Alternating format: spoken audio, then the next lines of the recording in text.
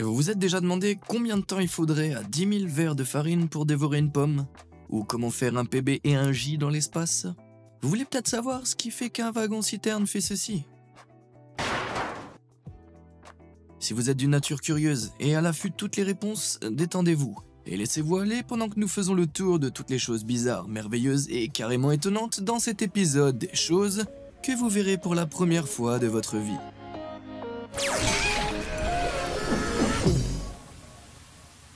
Certains des premiers sons que nous apprenons en tant qu'enfants sont des bruits d'animaux. Les vaches font meuh, les chiens font waf et les chats font miaou. Enfin, la plupart des chats.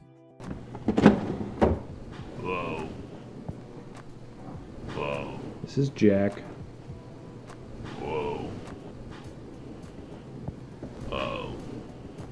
Ce matou noir et blanc est le Morgan Freeman des chats.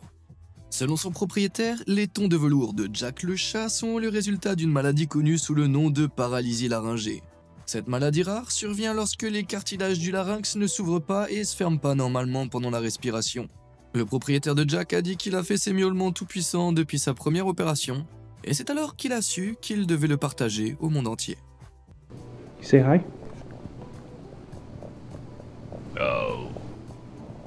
Good boy. Je sais pas s'il tente de dire salut. Les sons qui sortent de ce matou ressemblent plus à un « ouais mec » pour moi. Mais certaines personnes ne sont pas si convaincues. Selon des zoologistes, un miaulement étrangement humain n'est pas un symptôme courant de paralysie laryngée. En fait, les chats qui souffrent de cette maladie ont généralement une voix grinçante plutôt que comiquement grave. Là encore, la voix changeante de Jack pourrait être un cas totalement unique. Alors, qu'est-ce que vous disiez de ce matou sous testostérone? Vous savez, je pense que Jack essaye en fait de communiquer et de nous dire quelque chose. J'ai passé ses miaulements au traducteur et il semble dire que vous devriez appuyer sur les boutons j'aime et s'abonner et pourquoi pas titiller cette petite cloche. À moins que vous vouliez vous mesurer à ce gros chaton, je pense que vous devriez l'écouter. C'est pas moi qui fais les règles, hein. Qui n'aime pas un bon sandwich au beurre de cacahuète et à la gelée? Cette combinaison gagnante est l'une des collations les plus faciles à préparer n'importe quand et n'importe où. Mais qu'en est-il lorsque vous flottez dans l'espace? Cuisiner quoi que ce soit en apesanteur représente un défi car les miettes ou les condiments peuvent dériver et endommager ou obstruer l'équipement. Sans parler des ustensiles. Mais le commandant de l'expédition 50 de la NASA, Shane Kimbrough, est là pour nous montrer que les astronautes mangent en fait autre chose que de la nourriture en poudre pour astronautes. So the first thing we need for our sandwich is a piece of bread. Well, up here we don't have bread like you do on Earth, but we have tortillas. So we use tortillas a lot for sandwiches. So that's what I'm going to use for my peanut butter and jelly. I'm going to stick that down to some tape here so it doesn't go floating away while I'm getting everything else ready. Il faut peut-être jongler un peu, mais Kimbrough utilise des bandes en velcro et du ruban adhésif pour coller tous les articles qu'il n'utilise pas afin qu'ils ne s'envolent pas. Il triche un peu en utilisant une tortilla au lieu du pain car tout ce qui peut produire beaucoup de miettes est à proscrire dans l'espace. Mais franchement, courir après 2 tranches de pain flottantes semble être plus compliqué que ça n'en vaut la peine. I'll spread the peanut butter on my sandwich into the tortilla. And then I'll get my jelly ready. See, a lot of things you got to think about and manage while you're eating up here. And you just spread the jelly on the sandwich. So there's my peanut butter and jelly tortilla or sandwich. From up here, I'll just kind of close it up and enjoy. Jouons un petit jeu rapide de deviner ce que c'est. Une belle miche de pain de seigle fraîchement cuite peut-être? Pas tout à fait.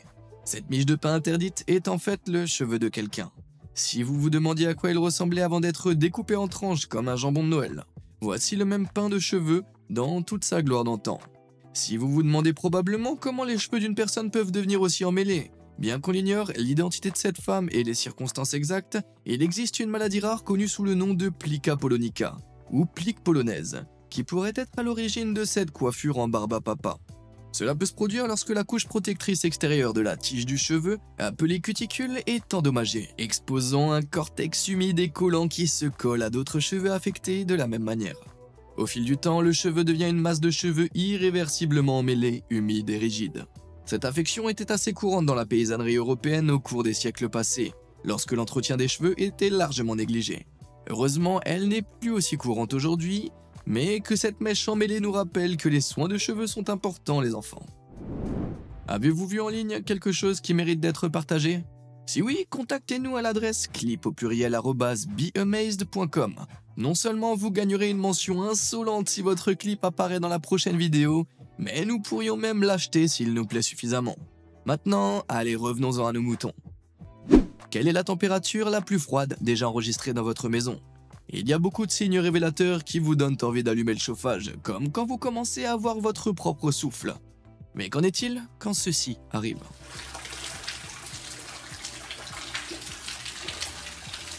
Je pense que nous sommes tous d'accord pour dire que ce n'est pas normal, non? En fait, il s'agit d'une conséquence particulièrement inquiétante d'une panne de courant survenue au Texas lors d'une rare tempête de neige en février 2021. Alors que les températures ont chuté de manière inattendue en dessous de zéro, la demande accrue d'électricité a provoqué des pannes répétées du réseau électrique, laissant 4 millions de Texans sans électricité.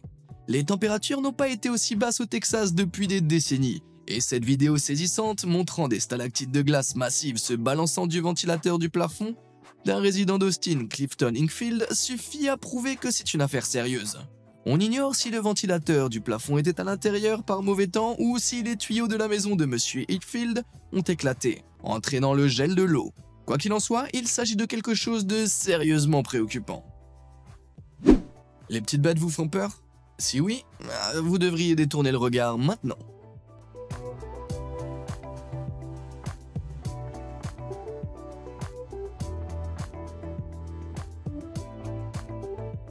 Vous voyez cette masse qui se tortille là? Eh ben c'est plus de 10 000 verres de farine qui dévorent un morceau de laitue. Cet incroyable timelapse a été créé par Grim Timelapse sur YouTube.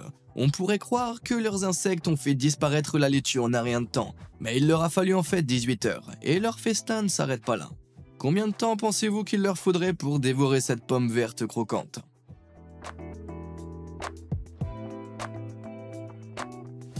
En 10 heures, ils ont à peine fait une entaille dans le fruit. Mais avançons un peu.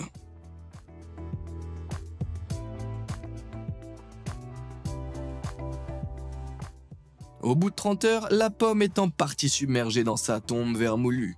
Mais il faut un grand total de 46 heures pour qu'elle soit complètement dévorée.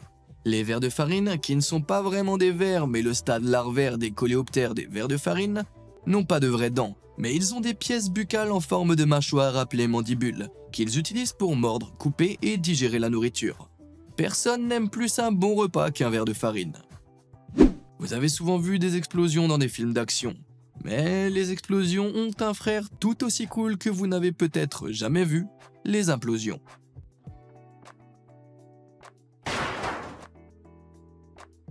Vous pensez probablement qu'il faut la force d'un géant invisible pour écraser ce wagon-citerne comme une canette de coca, mais c'est en fait beaucoup plus facile qu'il n'y paraît. Tout est une question de pression. Notamment la pression de l'air à l'intérieur de la citerne et celle de l'atmosphère à l'extérieur sont à peu près les mêmes. Mais si vous retirez l'air de l'intérieur du réservoir, l'équilibre est rompu. Maintenant, il y a une pression s'exerçant vers l'intérieur du réservoir, mais rien vers l'extérieur, ce qui le rend susceptible de s'effondrer sur lui-même. C'est l'intégrité structurelle des parois de la citerne qui doit empêcher cela. Mais il faudrait quelque chose de beaucoup plus épais pour que ce wagon-citerne avec des parois plus solides, comme un sous-marin par exemple, pour résister à cette pression atmosphérique. Nous parlons d'une pression égale à 10,03 kg par centimètre carré. Voyons cela à nouveau sous un angle différent. Mais comment faire sortir tout l'air d'un wagon-citerne ? Eh bien, ce wagon-citerne a implosé après que les soupapes de sécurité à vide aient été désactivées. Ces dispositifs dirigent le flux d'air ou de fluide pour créer un vide stable à l'intérieur de la citerne. Mais une fois qu'ils sont désactivés, tout l'air est aspiré, permettant à la pression atmosphérique de l'écraser en un instant. Qui aurait pu croire que l'air qui nous entoure était si vicieux? Rien de tel qu'un bon bain relaxant après une longue journée. Mais ce hérisson malgache Tenrek prend un bain d'un genre très différent.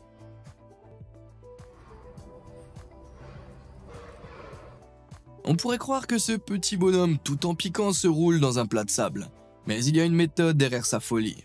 Ce bain de poussière est en fait un phénomène connu sous le nom d'encensement olfactif. En se couvrant d'un mélange écumeux de salive et de stimulants, cette petite créature est capable de masquer sa propre odeur avec une substance étrangère, ce qui lui assure une certaine protection contre les prédateurs de la nature. Ce comportement naturel pourrait également servir de toilettage en conditionnant la peau et les épines, et peut-être même en tuant les parasites. Il a pas l'air de s'amuser là? L'un d'entre vous a-t-il déjà grimpé au sommet d'une montagne? Outre les vues à couper le souffle en altitude élevée, il y a une autre chose que vous pouvez vous attendre à trouver au sommet, de l'électricité statique. Посмотрите на их волосы. Посмотрите, все электризовано. Как так? Ces hommes en ont fait l'expérience au sommet de la montagne d'Akto au Kazakhstan. Mais avoir des cheveux hérissés comme des scientifiques fous n'est pas le seul effet secondaire de l'électricité statique. Послушайте, какой.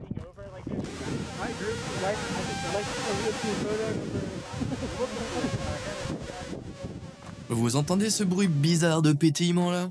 C'est de l'électricité statique. Bien que cela puisse vous donner l'impression d'être un X-Men, il y a un côté assez dangereux à tout ce plaisir au sommet de la montagne. Ce type de forte charge électrique dans l'atmosphère peut en fait être un dernier avertissement avant un coup de foudre. Mais parfois, il peut aussi être le signe d'un phénomène moins dangereux appelé orage statique. Dans ce cas, il n'y a pas d'éclair, mais la présence d'électricité se manifeste par des crépitements de l'air et des cheveux qui se hérissent involontairement. La plupart du temps, cette électricité statique n'est pas dangereuse, sauf si un orage en approche indique que de véritables éclairs pourraient suivre, auquel cas, vaut mieux s'éloigner le plus vite possible. C'est-à-dire de s'éloigner et d'abandonner tout objet métallique, de créer un espace entre vous et les autres et d'éviter les arbres solitaires. Le problème, c'est qu'il peut être difficile de faire la différence entre un orage statique et un véritable orage. Alors ces hommes, ils ont tenté leur chance. Les plantes sont pour la plupart inoffensives, mais il en est une qui peut certainement vous rendre la vie moins confortable si vous la provoquez, le cholla sauteur. Comme vous pouvez le voir, ce type de cactus du genre Cylindropuntia est capable de sauter tout un monde de douleurs. L'habitat de ce cactus à l'apparence trompeuse et duveteuse s'étend du sud des États-Unis au Mexique, en passant par l'Amérique du Sud et certaines îles des Caraïbes. Il est surnommé Jumping Cholla, en raison de la façon dont il semble littéralement sauter sur quiconque a la malchance de le frôler. En réalité, les nombreux segments du cactus se séparent très facilement, ce qui signifie que les gens ne se rendent souvent pas compte qu'ils ont été attaqués et concluent à tort que la plante a dû sauter. Une fois que les épines de 2,5 cm de long se sont plantées dans votre peau, il est préférable d'essayer d'utiliser un outil pour le retirer plutôt que vos mains. Comme la femme dans ce clip, car leurs barbes peuvent s'enfoncer davantage ou même se planter dans vos doigts. Heureusement, cette victime, qui se fait appeler Cassie Flowers sur YouTube, a réussi à se libérer des griffes de la plante. Bon, je suis pas le seul à penser que les Crocs, c'est probablement pas les chaussures les plus appropriées pour une randonnée dans le désert. Bon, qu'est-ce qui est venu en premier? La poule ou l'œuf? On le saura peut-être jamais avec certitude, mais en 2018, des étudiants chinois ont marqué l'histoire en faisant naître un poulet vivant hors de l'œuf. La science derrière cette éclosion sans coquille est étonnamment simple. Un œuf va éclore avec ou sans sa coquille, si les bonnes conditions sont réunies. Mais ces conditions peuvent être difficiles à réunir, comme l'explique Li Zandong, professeur de biologie à l'Université agricole de Chine. La coquille sert de bouclier à l'œuf contre les champignons et fournit un supplément de calcium au poussin. Faire éclore un poulet en dehors de la coquille, c'est presque sauver un bébé humain après une naissance prématurée. Ça nécessite des conditions parfaites et beaucoup de surveillance bien attentive.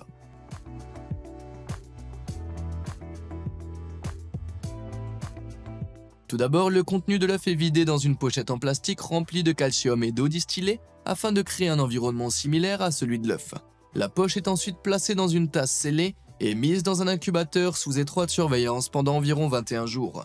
En l'espace de 2 jours, le cœur commence à se former, suivi par les vaisseaux sanguins, les yeux et le sac allantoïde qui aide à l'élimination des déchets. Le poussin continue à prendre forme jusqu'à ce que les plumes et les pattes commencent à se former vers la fin de la 2e semaine. Finalement, vers le 20e jour, le poussin est complètement formé et a besoin de plus d'oxygène. Il perce donc la membrane de l'allantoïde avec son bec.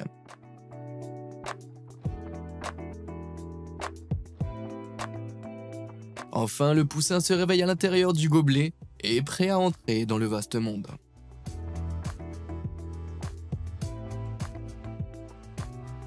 Il se demande probablement comment est-ce que je suis arrivé là. Pourquoi cette famille de cygnes a-t-elle traversé la route? Ah désolé, vous vous attendiez à une chute? Il n'y a rien à voir ici à part une famille de cygnes respectueux de la loi qui utilisent le passage pour piétons pour traverser cette rue dans la ville de Mayborrow dans le Victoria en Australie. Les oiseaux semblent savoir exactement ce que signifient ces grandes bandes blanches lorsqu'ils traversent la rue, même s'ils ont besoin d'un petit coup de pouce de la part des passants bienveillants pour atteindre l'autre côté en toute sécurité. D'après les habitants, la maman, le papa et les 4 petits cygnes sont devenus des habitués de la ville lorsqu'ils se rendent au lac voisin. Et ces cygnes sont de meilleurs citoyens que certains habitants de ma ville natale. Est-ce que vous souffrez d'arachnophobie? Si votre réponse est un grand oui, alors courir à travers ce champ est probablement votre idée de l'enfer sur Terre.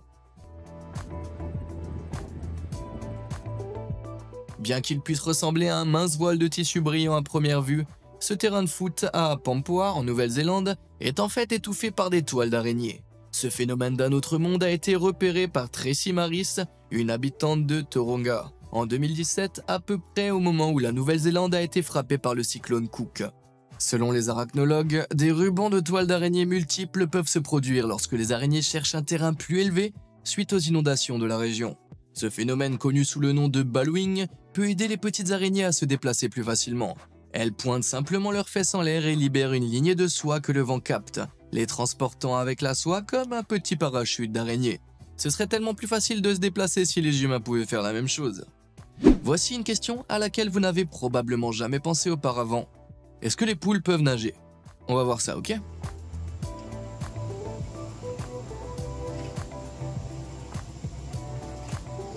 Really? That is too funny. Pendant un moment, il semblait que ce poulet sans méfiance ne connaissait même pas la réponse. Et après avoir été jeté dans la piscine, il flotte pendant quelques secondes avant de ressortir directement. Vous voyez, les poulets sont pas faits pour nager comme des canards. Ils n'ont pas de pattes palmées, ils ne sécrètent pas d'huile imperméable pour recouvrir leurs plumes et ils n'ont pas la capacité de se redresser dans l'eau.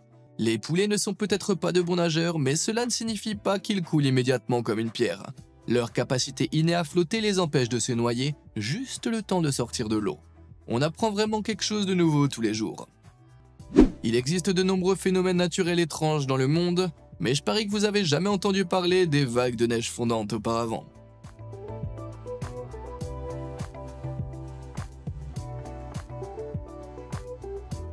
Vous pensez probablement que la mer dans ce clip, filmé à Cape Cod, dans le Massachusetts en 2015, a l'air un peu laiteuse. Eh bien, c'est parce qu'elle est pratiquement gelée.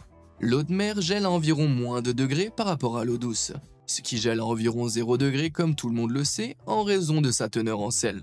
Mais lorsque l'eau de mer commence à geler et que des cristaux de glace en forme d'aiguille appelés fragiles se forment dans l'eau, le sel ne gèle pas et se sépare de l'eau et de la glace.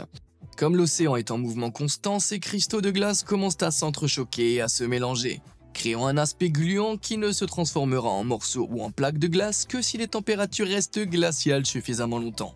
Ce mélange étrange qui ressemble à une Slurpee gèle instantanément lorsqu'il atteint le rivage, donnant à la plage un aspect d'un monde alternatif. Cela peut sembler étrangement attrayant, mais je vous recommande pas de faire un Slurpee à partir d'eau de mer partiellement congelée, à moins que le sel soit votre saveur préférée. Si vous êtes un vrai abonné de la chaîne, vous vous souviendrez probablement de SuzSoft, le pro de l'airsoft par excellence. Et si vous le connaissez pas encore, vous feriez mieux d'apprendre à le connaître.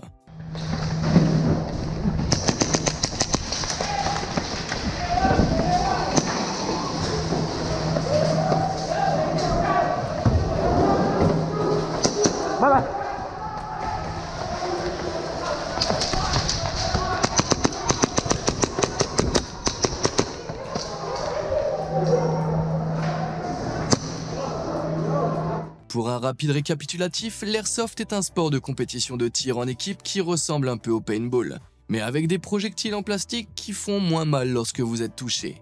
Les armes d'airsoft comme les pistolets, le Kappa Custom utilisé par SuzSoft, peut être des répliques à l'échelle réelle d'armes à feu réelles. Mais elles utilisent des petites billes en plastique d'environ 6 mm de diamètre qui sont tirées avec environ 1 joule d'énergie, soit moins que la plupart des autres jeux de tir en équipe. Lorsque vous êtes touché, c'est à vous de vous retirer du jeu.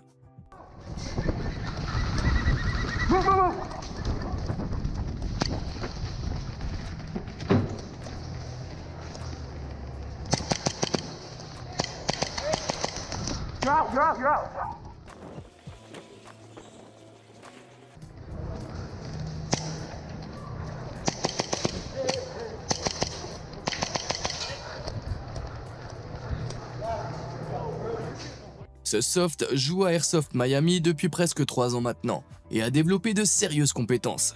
Il suffit de le regarder cette glissade super fluide suivie d'un balayage tout en finesse.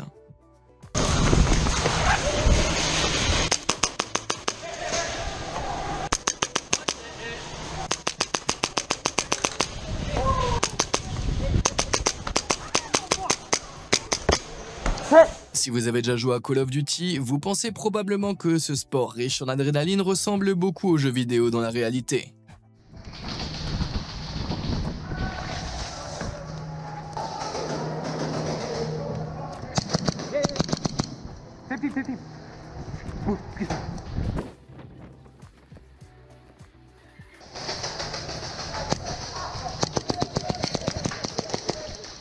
Les arènes d'Airsoft offrent toutes sortes d'environnements réalistes différents. Des escarmouches militaires aux reconstitutions historiques avec des scénarios et des stratégies innovantes.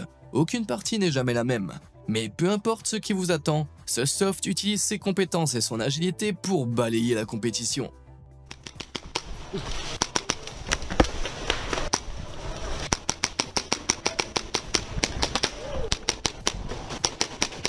Que vous pensiez que l'apocalypse zombie n'est qu'une question de temps ou que vous souhaitiez simplement ressentir la nostalgie d'un bon vieux Call of Duty, l'Airsoft est peut-être le nouveau sport qu'il vous faut. Laquelle de ces choses vous a le plus étonné? Si vous êtes d'humeur à vous gaver de vidéos, pourquoi pas regarder l'un des épisodes précédents de cette série? N'oubliez pas d'envoyer vos propres contenus géniaux à clip@beamazed.com pour qu'on sélectionne nos préférés. Et comme d'habitude, merci de nous avoir suivis.